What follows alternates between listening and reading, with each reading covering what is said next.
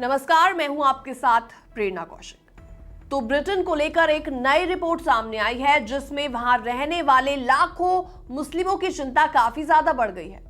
Report में दावा किया गया है कि ब्रिटेन के मौजूदा कानून के तहत लाखों ब्रिटिश मुस्लिमों से उनकी नागरिकता छीनी जा रही है। इसका असर खासतौर पर भारत, पाकिस्तान, बांग्लादेश, सोमालिया, नाइजीरिया और मिडिल ईस्ट से जुड़े लोगों पर पड़ सकता है। तो आखिर ये मामला पूरा है क्या? तो ब्रिटेन के कानून के अनुसार अगर सरकार को यह लगता है कि कोई ब्रिटिश नागरिक किसी दूसरे देश की नागरिकता पाने का हकदार है तो उसकी ब्रिटिश नागरिकता छीनी जा सकती है। यह भी जरूरी नहीं है कि वो व्यक्ति उस देश में कभी रहा हो या खुद को उस देश से जुड़ा मानता हो।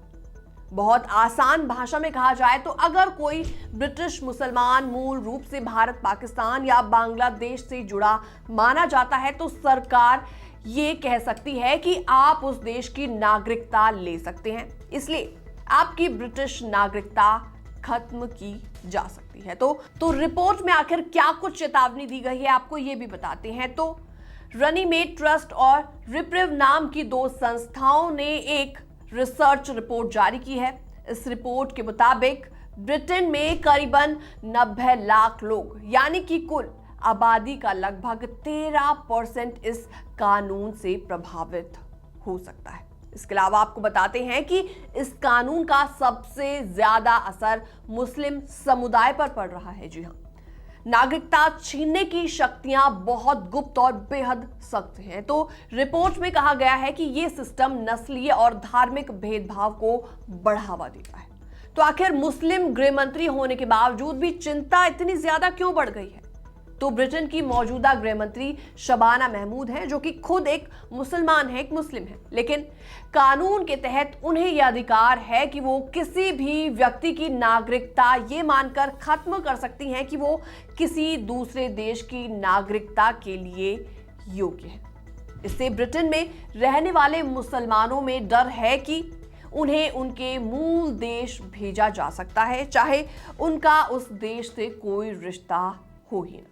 तो आखिर किस देश के लोगों पर सबसे ज्यादा असर पड़ रहा है, आपको ये भी बताते हैं। तो मिडिल ईस्ट आई की रिपोर्ट के अनुसार जिन देशों से सबसे ज्यादा मुसलमान ब्रिटेन में आकर बसे हैं उन पर असर सबसे ज्यादा पड़ेगा, जैसे कि भारत। तो इसमें भारत का नाम भी शामिल है। भारत में करीबन 9.84 लाख लोग शामिल हैं। इसके अलावा पाकिस्तान यानी कि करीबन 6.79 लाख लोग। बांग्लादेश की बात की जाए तो बड़ी संख्या में लोग इसमें शामिल हैं। सोमालिया, नाइजीरिया, उत्तरी अफ्रीका और मिडिल ईस्ट के देश बीच में है। तो क्या पहले भी ऐसा हो चुका है या फिर ऐसा पहली बार देखने को मिला है? तो इसका जवाब है ये पहले भी किया जा चुका है।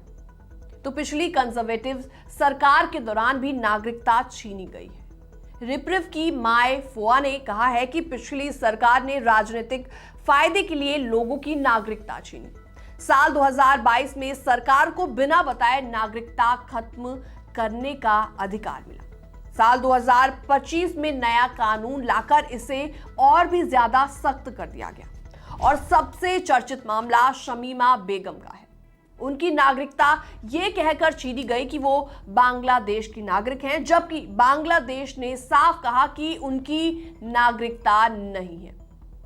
तो लोगों को इसमें क्यों इतना ज्यादा डर लग रहा है? दरअसल इस संगठन का कहना है कि ब्रिटेन में अब नागरिकता एक अधिकार नहीं है बल्कि शर्तों पर मिलने वाला एक प्रिविलेज बनती जा रही है। तो डर यह है कि नागरिकता अच्छे या बुरे व्यवहार के आधार पर छीनी जा सकती है, भले ही किसी का परिवार पीढ़ियों से ब्रिटेन में रहता ही हो।